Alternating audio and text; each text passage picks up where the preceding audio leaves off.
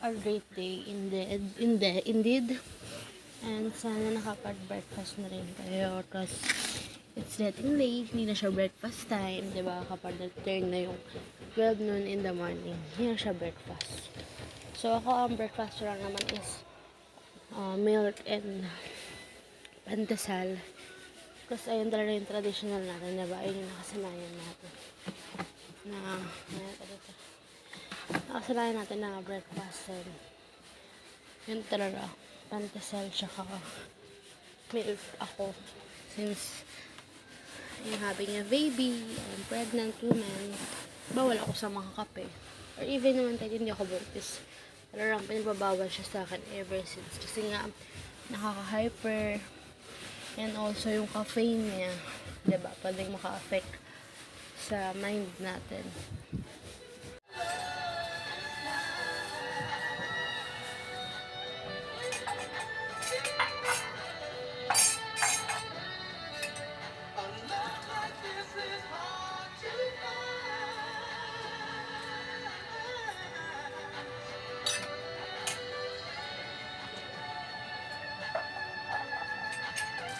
Idiin mo ah.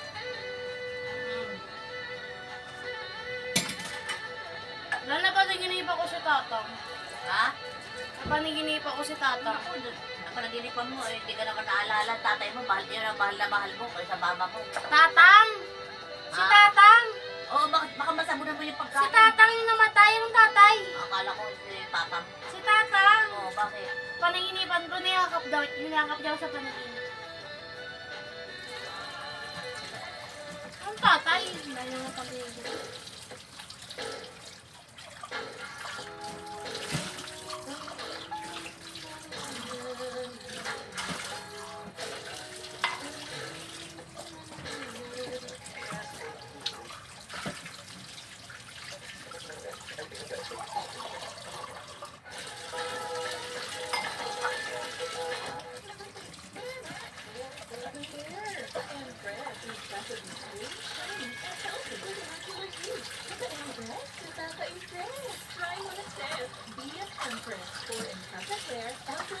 Huwag mo nang iganyan. Ako nagbahala.